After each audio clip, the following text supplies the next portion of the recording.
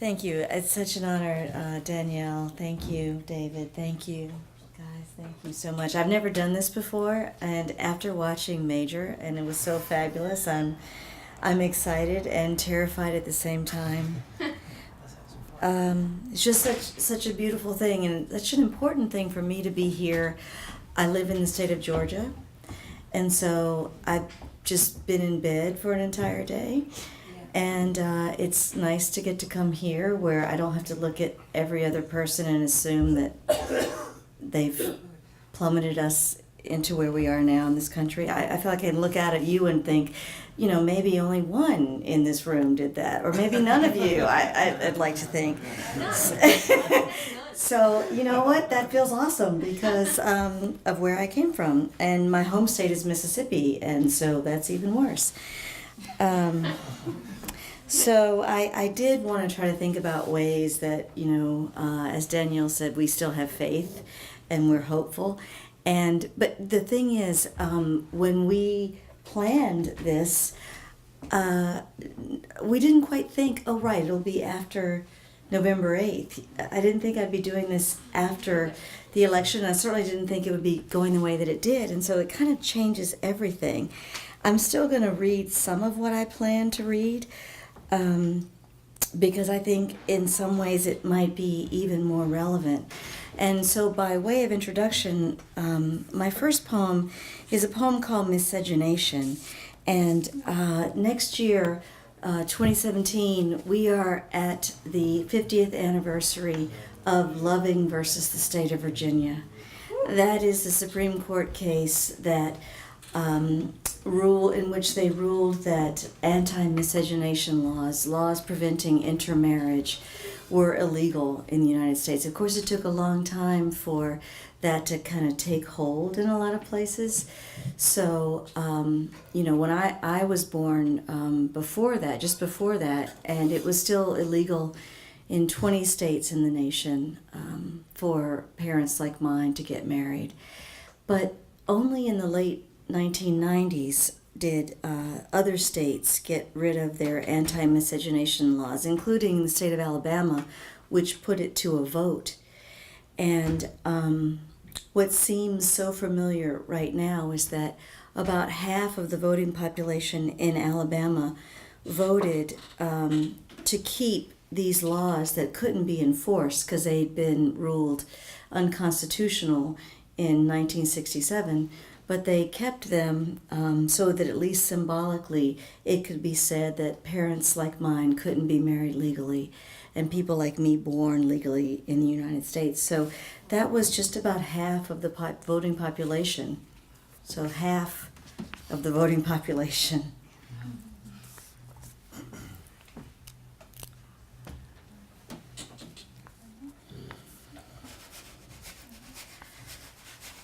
Miscegenation. In 1965, my parents broke 2 laws of Mississippi. They went to Ohio to marry, returned to Mississippi. They crossed the river into Cincinnati, a city whose name begins with a sound like sin. The sound of wrong, miss in Mississippi. A year later, they moved to Canada, followed a route the same as slaves. The train slicing the white glaze of winter, leaving Mississippi.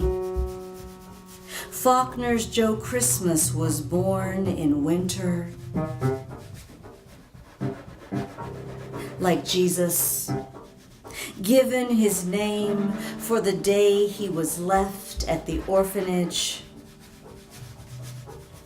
his race unknown in Mississippi. My father was reading War and Peace when he gave me my name.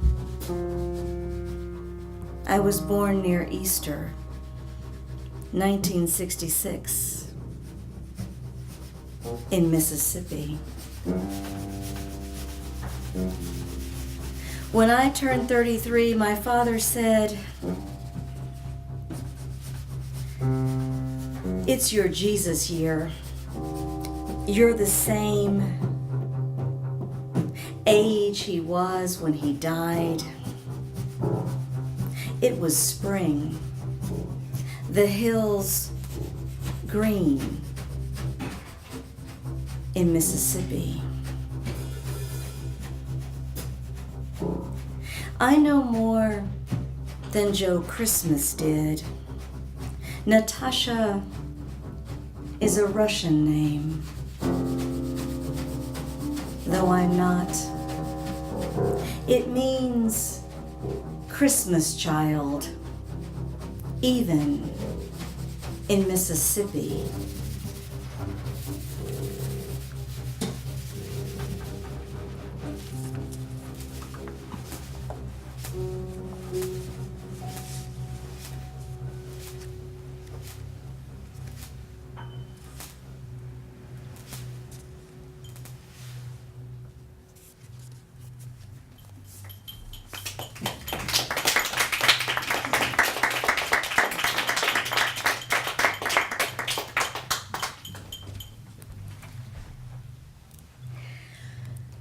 So I had said that I was going to read a different poem to David in this place, but I promised that the narrative arc and the emotional arc wouldn't be the same. Would be the same, I think. I know you are. I watched you. I know you are. It just made sense to me to read this one more than the other one after. And particularly, walking up to the aisle tonight, and because you don't see this everywhere, but walking up to the aisle, you can't miss that there's a Black Lives Matter sign in the window. And I'm someone who writes about history all the time, and when I'm writing about history, I'm really writing about the present, because for me it's sometimes hard to look straight on at the things that are happening, and so I look at history to help us make sense of our contemporary moment. I've given a lot of readings around the country in the wake of recent events, and every time I do, I get a Q&A at a university, and I always find myself being asked about things like Black Lives Matter, and I find myself having to interpret the language as if somehow you need an interpreter to help you read the drums to understand what they're saying. And whenever I get that question, I just say, add 3 other words to that phrase, just as much. Black Lives Matter, just as much. It bothers me every time I hear someone say, all lives matter, as if that's what Black Lives Matter is not saying. They're just saying Black Lives Matter just as much, because there's ways that we see that they don't matter as much. So this is a poem that tries to trace the history of the way other lives matter or don't matter as much, going back to about the 12th century. This is a question I asked myself. How far can I trace back this history?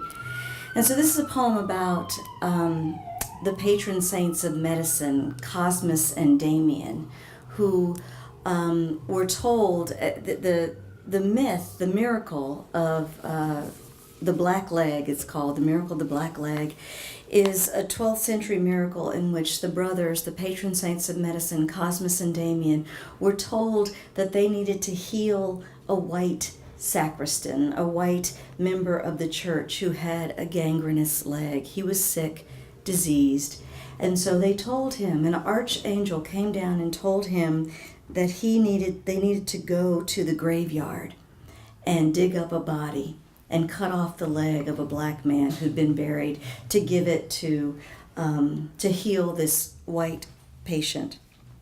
And so if you look at these images that occur across time and space, they began with a Greek narrative. They're in paintings and altarpieces starting in the 14th century, a Scottish poem up to the 17th century. You'll see the various ideas about how they acquired this. about how they acquired this particular leg. So sometimes you see them desecrating a grave, but then later on you also see them taking the leg from a live donor.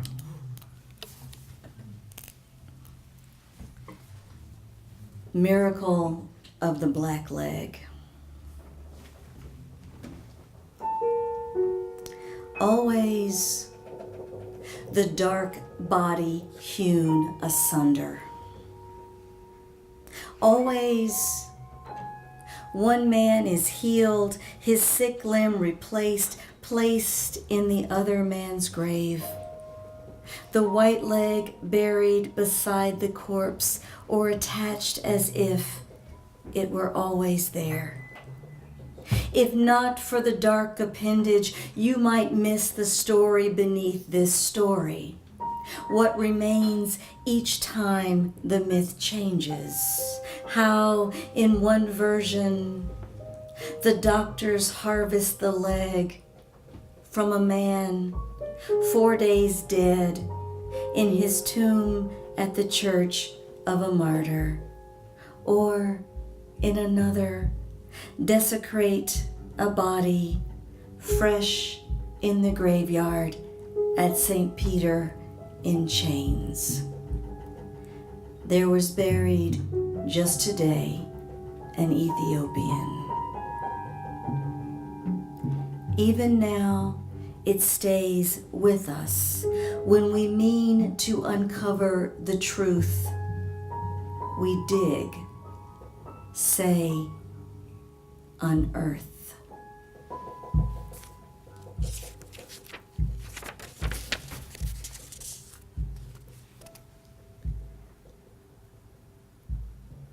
Emblematic in paint, a signifier of the body's lacuna, the black leg is at once a grafted narrative, a redacted line of text, and in this scene, a dark stocking pulled above the knee. Here, the patient is sleeping, his head at rest in his hand. Beatific, he looks as if he'll wake from a dream. On the floor, beside the bed, a dead Moor. Hands crossed at the groin, the swapped limb white and rotting, fused in place. And in the corner, a question, poised as if to speak the syntax of sloughing a snake's curved form. It emerges from the mouth of a boy like a tongue, slippery and rooted in the body as knowledge. For centuries, this is how the myth repeats. The miracle in words or wood or paint is a record of thought.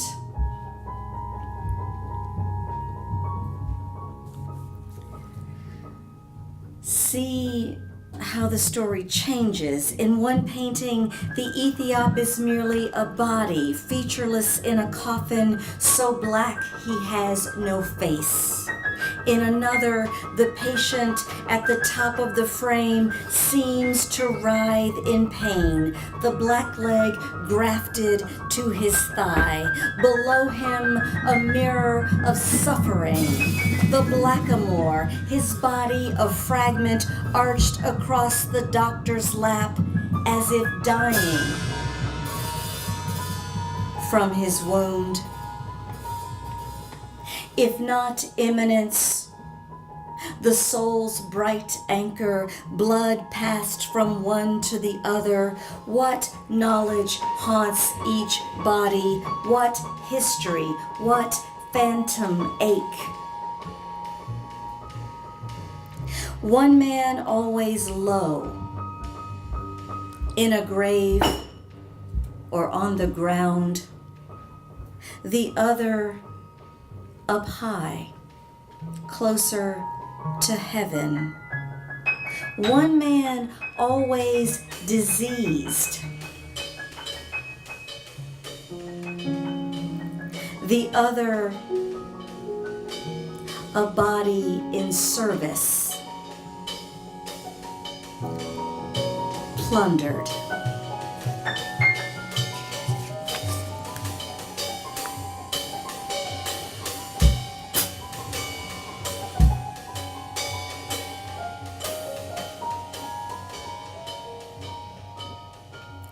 Both men are alive in Violdo's carving.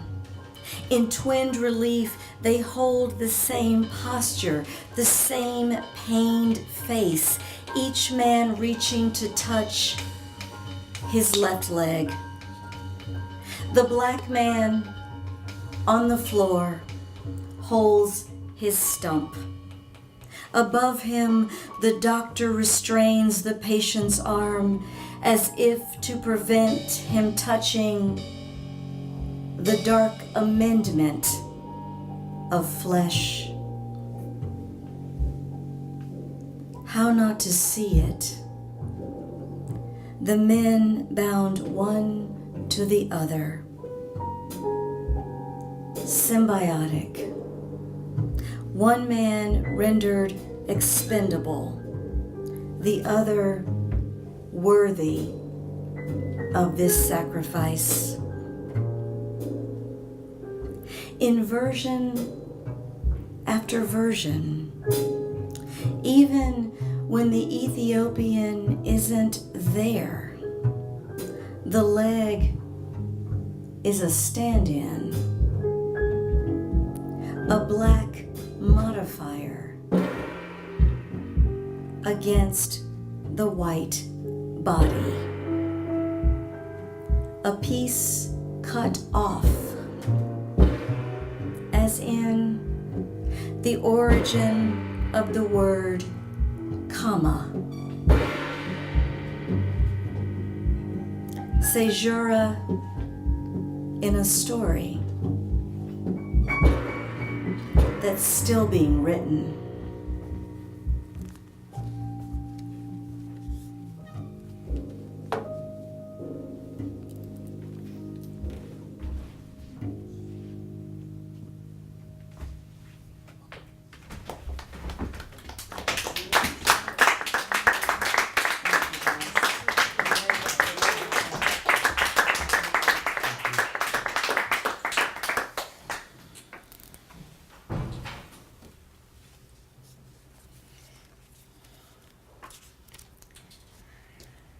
My father was also a poet, and my father is my white parent, and we used to stand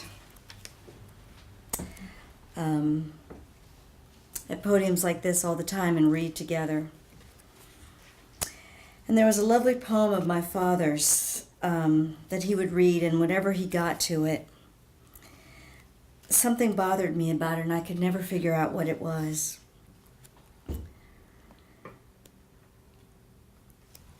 It was a moment in which I'd feel like I was the Venus Hottentot on display.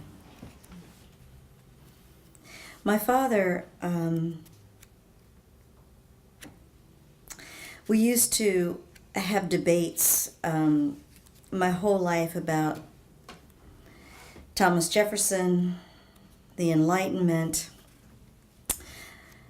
My father was very much someone who loved the Enlightenment, and why not? I did too. The Enlightenment brought us so many good things, but it was also the moment when Enlightenment philosophers started to codify ideas of racial difference, of racial hierarchy, of white supremacy, and black inferiority.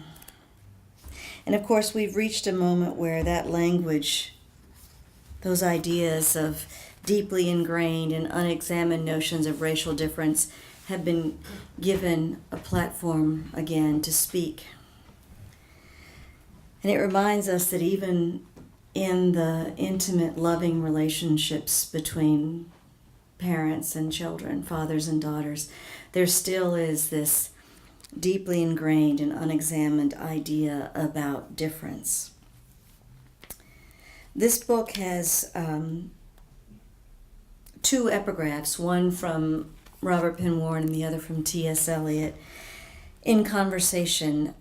It's a book dedicated to my father, written to my father out of necessity in the only language that he would pay attention to, really listen to. Those two epigraphs from Warren and Eliot read together. What is love?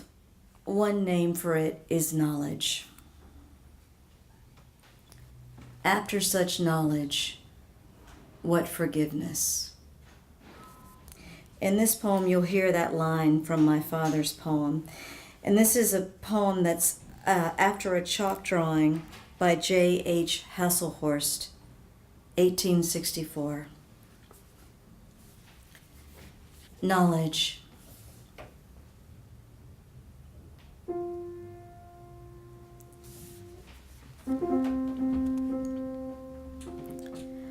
Whoever she was, she comes to us like this, lips parted, long hair spilling from the table,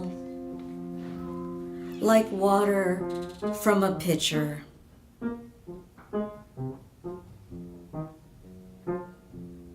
Nipples drawn out for inspection. Perhaps to foreshadow the object she'll become, a skeleton on a pedestal, a row of skulls on a shelf.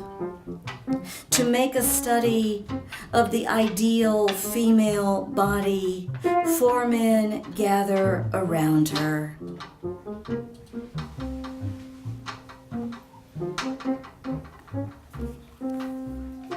She is young and beautiful and drowned.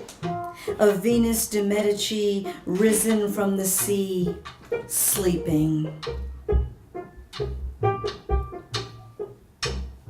As if we could mistake this work for sacrilege, the artist entombs her body in a pyramid of light, a temple of science over which the anatomist presides. In the service of beauty, to know it, he lifts a flap of skin beneath her breast, as one might draw back a sheet.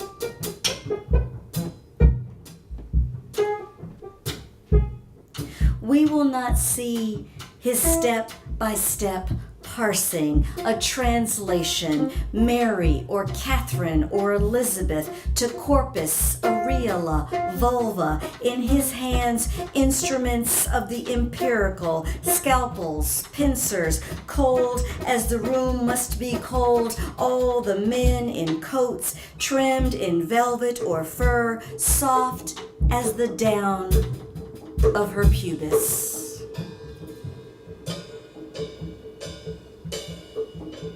Now one man is smoking. Another tilts his head to get a better look. Yet another, at the head of the table, peers down as if enthralled, his fist on a stack of books.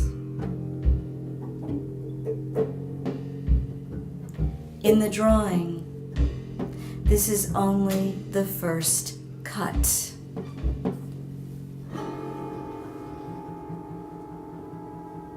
A delicate wounding.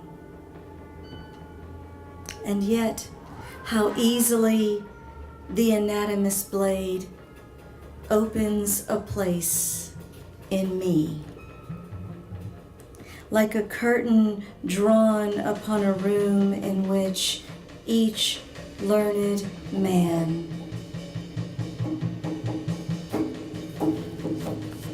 is my father.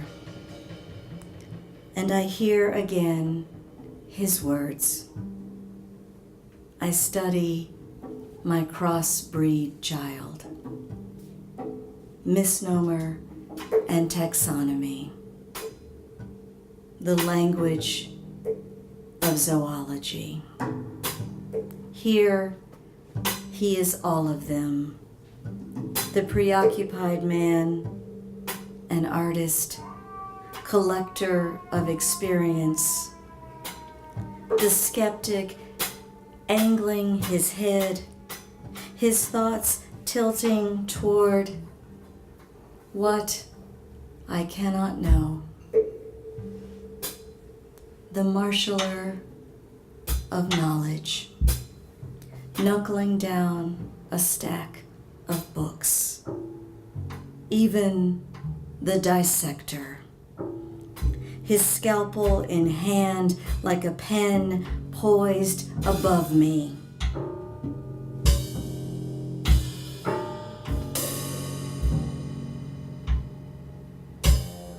Aimed straight for my heart.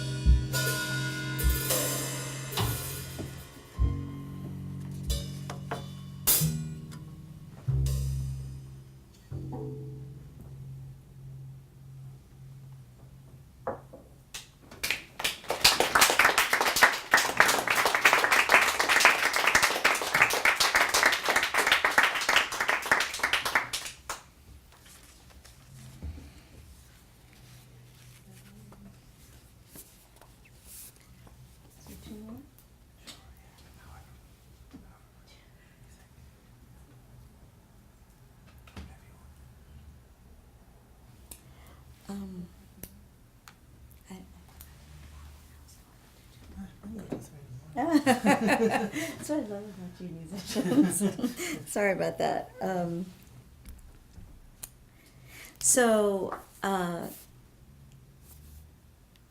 Maybe just three more then. Yeah. So I mentioned my debates with my father about Thomas Jefferson.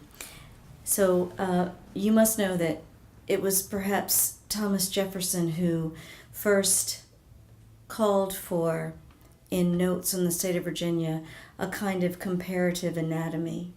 He believed that if you cut the Negro open, you would be able to ascertain what Jefferson believed to be the root of black inferiority.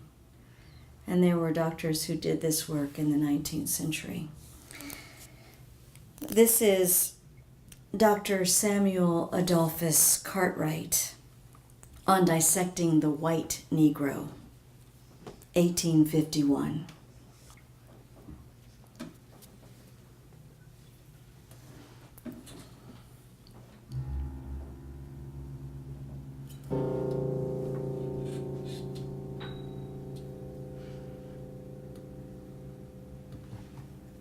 To strip from the flesh the specious skin, to weigh in the brain pan seeds of white pepper, to find in the body its own diminishment, blood deep and definite, to measure the heft of lack, to make of the work of faith the work of science, evidence the word of God, Canaan be the servant of servants, thus to know the truth of this derelict corpus, a dark compendium, this atavistic assemblage, flatter feet, bowed legs, a shorter neck, so deep the tincture. See it? We still know white from not.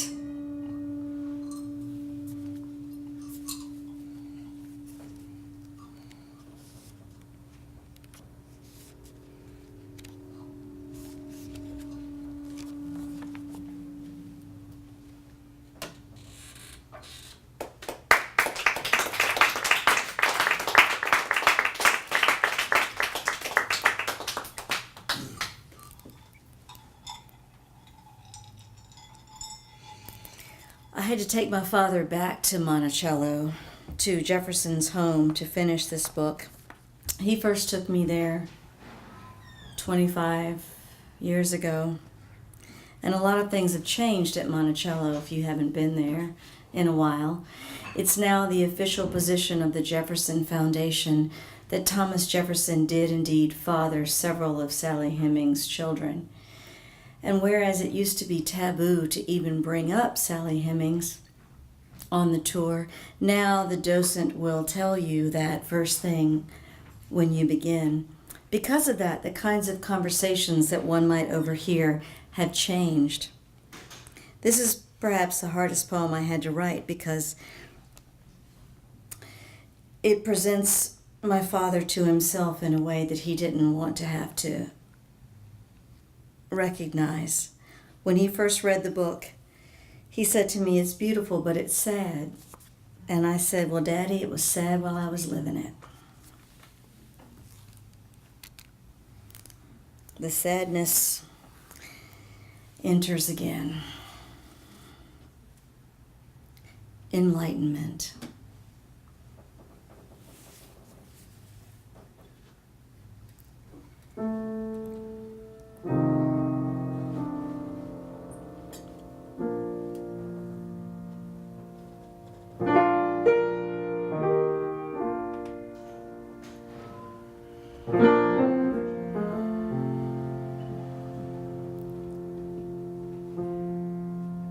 In the portrait of Jefferson that hangs at Monticello, he is rendered two-toned.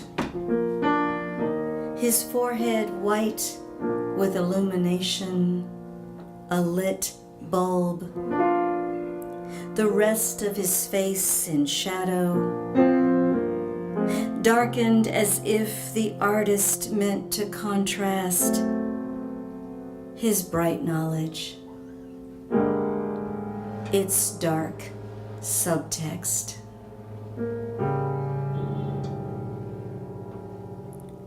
By 1805, when Jefferson sat for the portrait, he was already linked to an affair with his slave. Against a backdrop, blue and ethereal, a wash of paint that seems to hold him in relief, Jefferson gazes out across the centuries, his lips fixed as if he's just uttered some final word.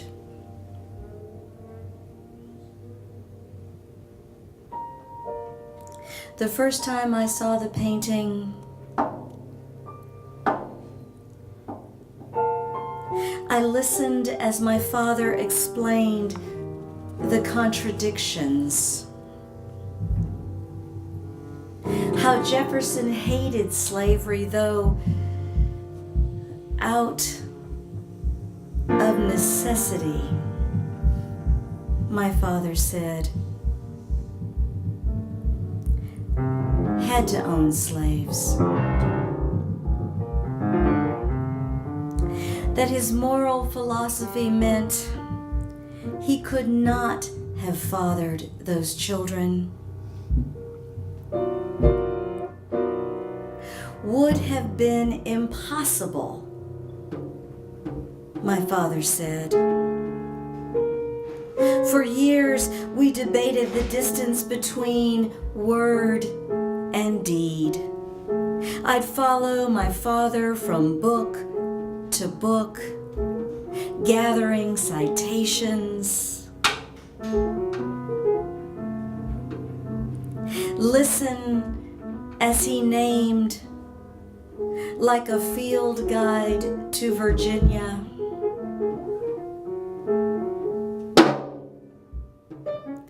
each flower and tree and bird, as if to prove a man's pursuit of knowledge is greater than his shortcomings. the limits of his vision.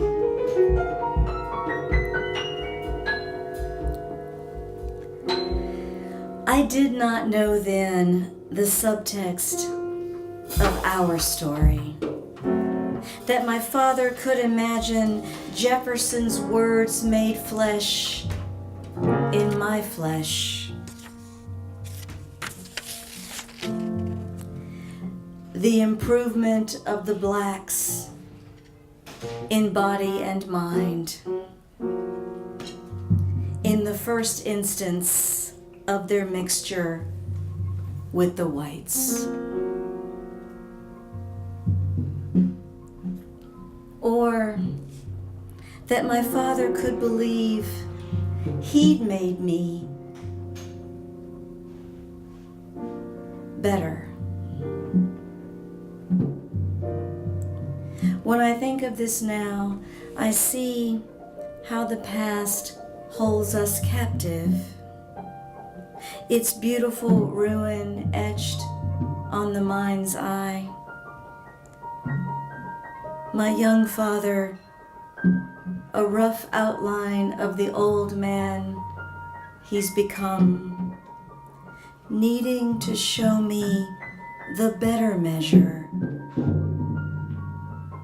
of his heart.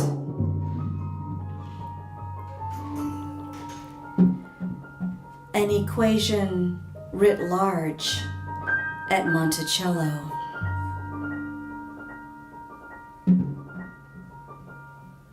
That was years ago.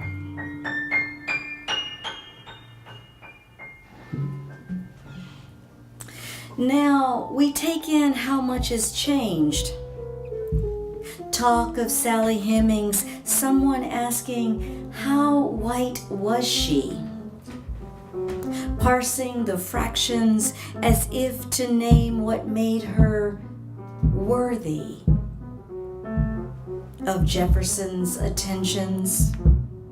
A near-white quadroon mistress, not a plain black slave. Imagine stepping back into the past. Our guide tells us then, and I can't resist whispering to my father, this is where we split up. I'll head around to the back. When he laughs, I know he's grateful. I've made a joke of it. This history that links us, white father, black daughter,